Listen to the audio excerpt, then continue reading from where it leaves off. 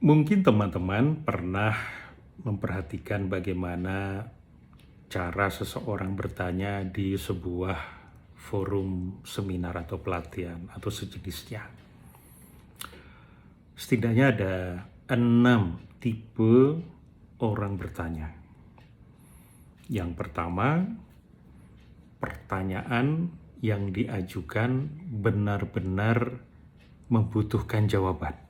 Artinya jawaban yang diperoleh itu memang merupakan kebutuhannya.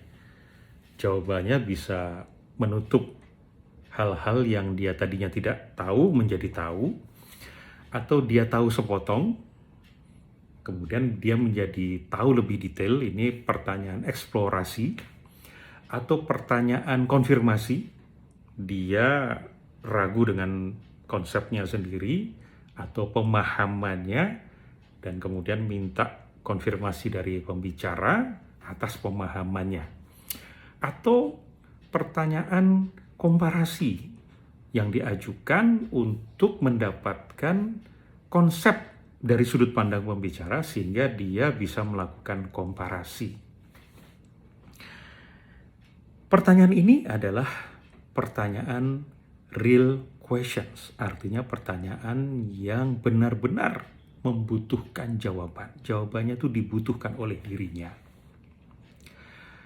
Yang kedua, pertanyaan yang boleh jadi sebetulnya tidak benar-benar dia butuhkan, bahkan dia sendiri sudah tahu jawabannya, tapi dia ajukan dalam rangka membantu menyelamatkan situasi, menyelamatkan pembicara, dan menyelamatkan audiens.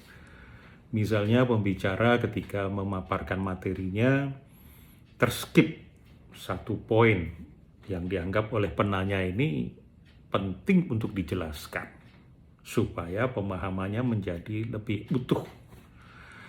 Maka dia ajukan untuk menjadi reminder bagi pembicara atau menutup blank spot atau blind spotnya pembicara.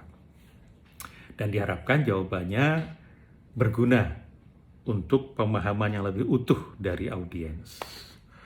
Atau pertanyaan yang diajukan karena ketika pembicara sudah selesai memaparkan materinya, masuk ke sesi tanya jawab, ternyata belum ada yang bertanya, tidak ada yang bertanya. Sehingga daripada krik-krik-krik, dia kemudian mengambil inisiatif untuk bertanya dengan pertanyaan yang menurutnya pertanyaan ini jawabannya berguna untuk audiens.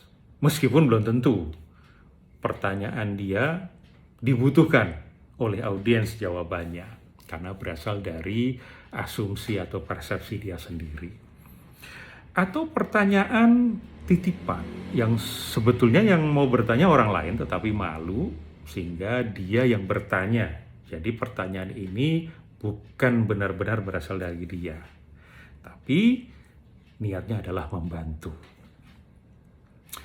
Yang ketiga, pertanyaan yang diajukan bukan untuk memperoleh jawaban yang bersifat kebenaran, tetapi pembenaran atau penguatan atas pendapatnya sendiri.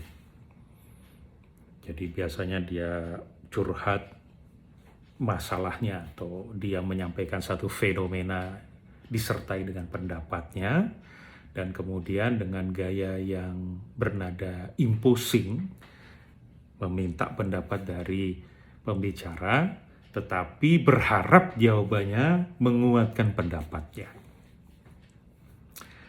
Yang keempat adalah pertanyaan yang diajukan bukan untuk sungguh-sungguh butuh jawabannya, tetapi dia menggunakan momentum bertanya untuk memberi impresi kepada pembicara atau kepada audiens.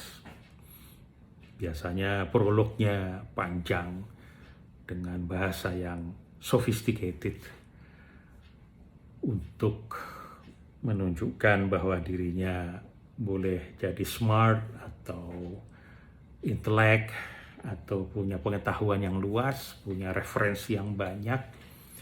Gaya bahasanya biasanya kenes, Dan ini tujuannya adalah untuk image impression. Yang kelima,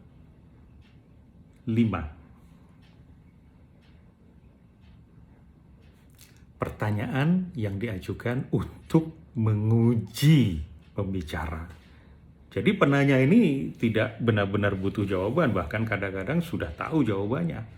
Tetapi dia ajukan entah karena ego, entah karena persoalan hubungan dengan pembicara, entah karena posisi yang berseberangan dengan pembicara. Dia mengajukan pertanyaan supaya pembicara gelagapan, tidak dapat menjawab, menguji si pembicara. Yang keenam, pertanyaan yang diajukan yang jawabannya, baik pertanyaan maupun jawabannya, menggiring kepada opini tertentu untuk kepentingan tertentu dari si penanya. Jadi ini adalah pertanyaan yang sifatnya politis. Pertanyaan tipe 1, real questions. Pertanyaan tipe 2 boleh jadi real, boleh jadi enggak. Pertanyaan nomor 3, 4, 5, dan 6 adalah pertanyaan pseudo questions, pertanyaan palsu, pertanyaan yang tidak benar-benar butuh jawabannya. Tapi di balik pertanyaan itu ada maksud-maksud yang lain.